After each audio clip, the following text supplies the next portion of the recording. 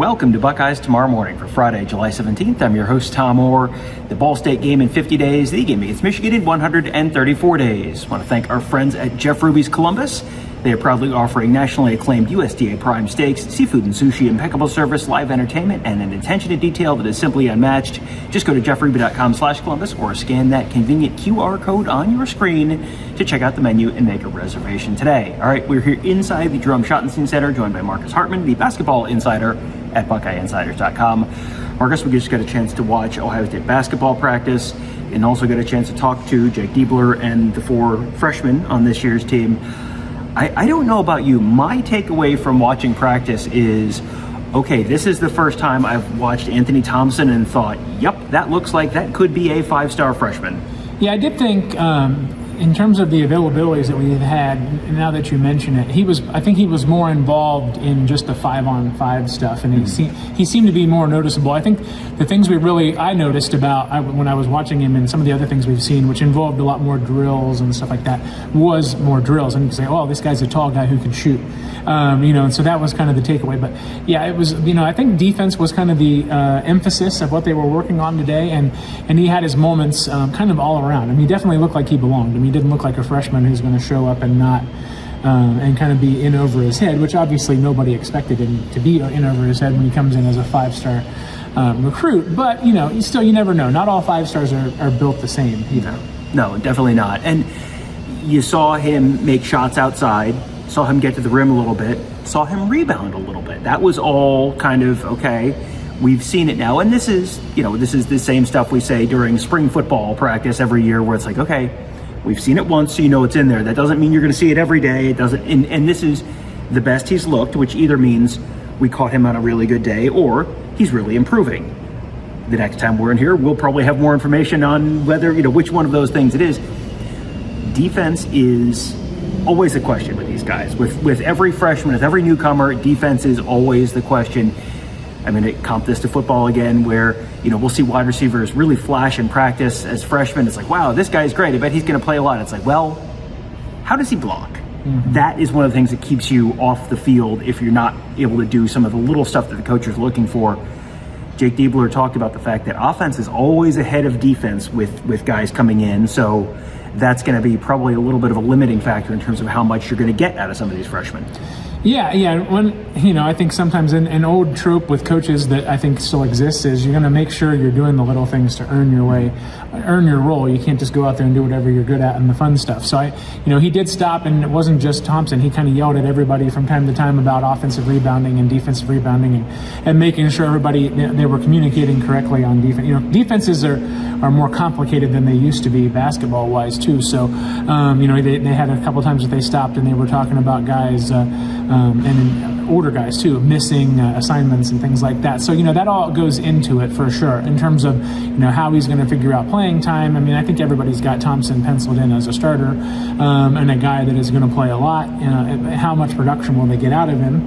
A lot of those things will be part of the puzzle. One of the other freshmen, Anthony Thompson, one of the 5-star freshmen on this year's Ohio State team, LJ Smith, the other one. And LJ Smith came in a little later. He came in later, except he also came a year early. So he reclassified to 2026. And he is someone who, he's probably a little behind where Thompson was in some cases, but he's a year younger than Thompson. He also looks like he's a lot more sort of into the swing of things now than he has been in previous times we've been in here.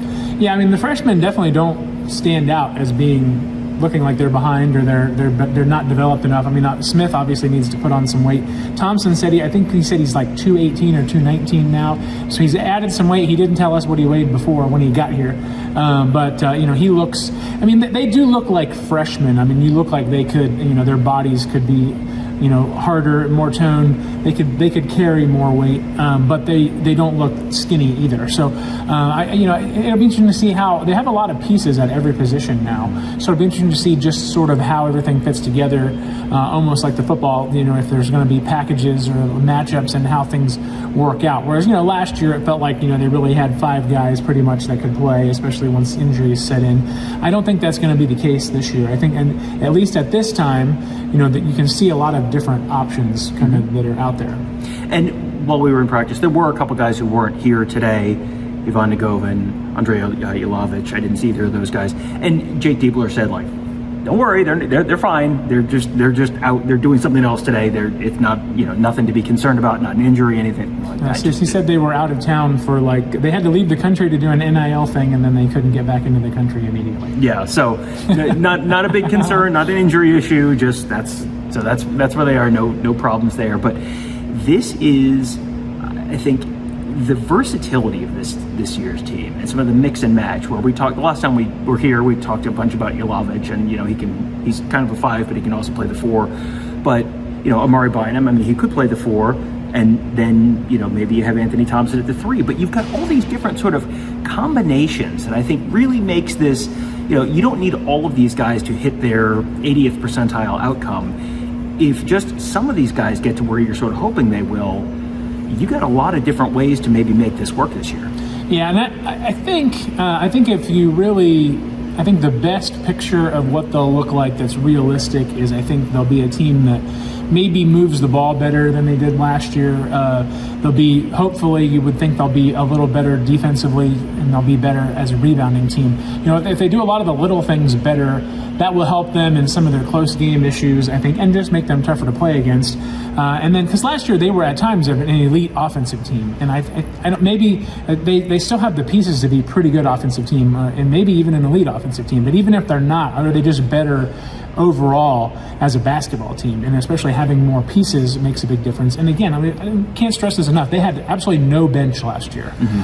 This year, so if they get anything out of the bench, it's a plus. But you look at it, and we've seen there's been some message board discussion about, having some skepticism about the transfers, which is warranted because they have really not gotten a lot out of the transfers. But these guys have better resumes than the transfers they brought in before, and they're not being asked to start. So I think that you have to like the floor of this team. Looks like it's higher than last year's team. And we're still talking about a team that made the NCAA tournament last year despite having some injuries and some illness and stuff. And they were still, Andrew Bynum was one of the most talented players, and he was a freshman. It's interesting, to see where he fits in. I also think, honestly, you look, obviously, Bruce Thornton was a great player. Were they complimenting him exactly the best way with another small guard? And then you look at, Royal, he was just so raw. I think he was probably playing out of position at the 3. And I think a lot of times the offense would bog down when it got to him, and maybe he would make a play and score, maybe not. I think that the way that 3 and 4 are going to fit together, I think it might be they might have a more cohesive offense. It won't be a little bit more, guys that are just trying to isolate somebody and hope that he scores type of a thing. That's the way that I'm looking at it, especially if you look at Bynum is going to be more developed. He's a guy, we saw him a lot today really attacking the basket, drive and dish and making some plays for some other people. So if you pair that with where Thompson, if he's going to be to start out, he's not going to be a back to the basket guy such as that even exists anymore, but he's a guy who can obviously stretch the floor and then he'll add things as he goes. So it's interesting to just see kind of how the parts are going to work. If Bynum is a little bit of a playmaker even if he's an undersized 4, but if he's somebody who can score and can be physical and can find the open man, and you've got some shooters out there, that could be a pretty dangerous offense. The other 2 freshmen that we got a chance to talk to, 2 guys with very different stories from very different places. One is Alex Smith. He is a freshman forward who, when he was asked about what he's going to bring, it's like, shoot the basketball. Like, that's it. And he's from about 5 minutes that way. And the other one is Vuk Lazarevic. He is from about, I don't know, let's see, which direction are we going? He's that way. He's about 10 hours on an airplane that way. And he talked about rebounding and defending the rim. So very different games, but those are 2 guys who are probably, whatever you get out of them this year feels almost like a bonus, where, if one of them is your 8th guy, 9th guy, that's probably a win. Well, yeah, last year they were a poor defensive team, they were a poor rebounding team, and they didn't have enough people. They had nobody who could come off the bench and make a shot. So if those 2 guys can add a few rebounds and be, toughen up the front line defense a little bit and make a couple of shots off the bench, I think that is, again, it makes a big difference. And you look at all the 1-point losses and some of the close games and stuff like that. They were right there. They made the tournament anyway, but they were right there in a lot of ways. They've won 4 or 5 more games, and I'm not saying not as like not a hypothetical, Kenny Atkinson type of thing where they really did win those games. No, they lost them, but it's right there. You talk about here's another play here. I mean, it is true. I mean, I'm not a big analytics person overall, but it is true that a lot of times these 1-point games will kind of even out.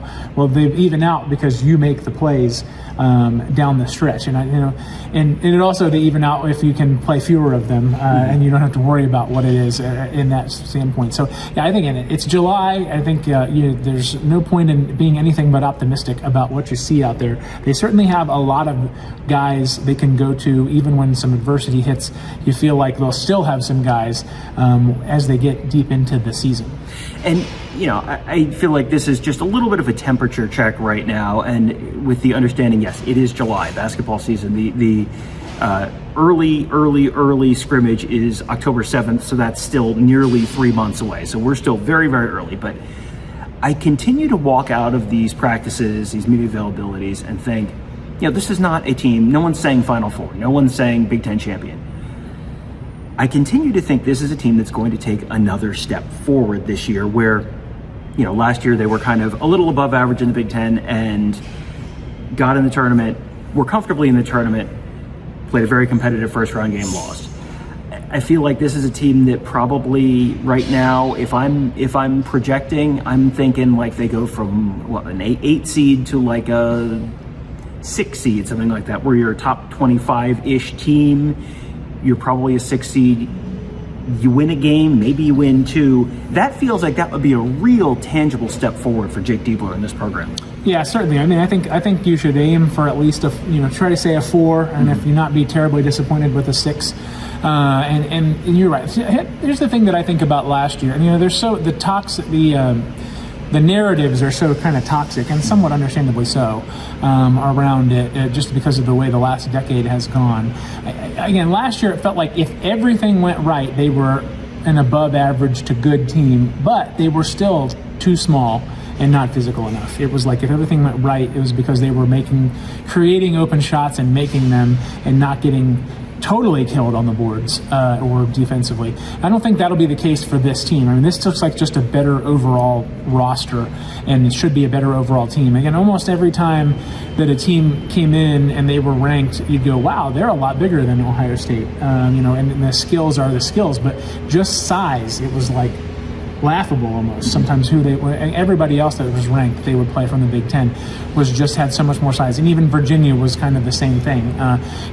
So I think that will not be the case this year. Now, and I don't think they have to sacrifice anything. I mean, again, having a guy like Thornton is a unique thing, but sometimes it's not. It's actually better to have more average guys than have that one elite guy, especially when he's a small guard. And it would have been nice to give him a little bit more help and have him have a more decorated career, but that's water under the bridge from that standpoint. You look at it, yes, I think that's a very realistic goal, and we'll see how good the rest of the Big Ten looks and how they match up. But maybe even you say if everything goes perfectly well, maybe they could compete at the top there. I wouldn't say that that's a realistic goal at this point, but it's also, they've been competing for 8 or 9 the last few years, and I think I think if they finish 9th in the Big Ten this year, it would be a disappointment. Yeah, it feels like there should be a little bit of a step forward. And if you want to judge for yourself, we have a video. Tony Gerdeman did a Sights and Sounds video that is already up on our YouTube channel. You want to see more, you want to get sort of the full practice experience, we have that exclusively for our members on the Insiders board at BuckeyeInsiders.com. Just go to the thread that is titled Ohio State MBB thread. That is men's basketball. We're talking all sorts of men's basketball stuff there. We will have lots of videos, lots of interviews, shows like this. You want all that? You enjoy Ohio State basketball talk? BuckeyeInsiders.com. BuckeyeInsiders.com is your place to be for all of that. We would love to see you there. You can sign up today. You want a little bonus treat for you? We're mailing out confetti from the 2024 National Championship game to members. All you got to do is sign up there and then message me, and I will send that to you, or throw that in one of the threads on the board, and we'll get that in the mail to you as just a little special thank you for joining us there at BuckeyeInsiders.com. And thanks again to our friends at Jeff Ruby's Columbus, the award-winning upscale steakhouse in downtown Columbus, named one of the top 50 steakhouses in America by Food Network. Just go to jeffruby.com/Columbus to check out the menu and make a reservation today. That will do it for today. Thank you guys all for joining us. Have a great day. We'll talk to you tomorrow.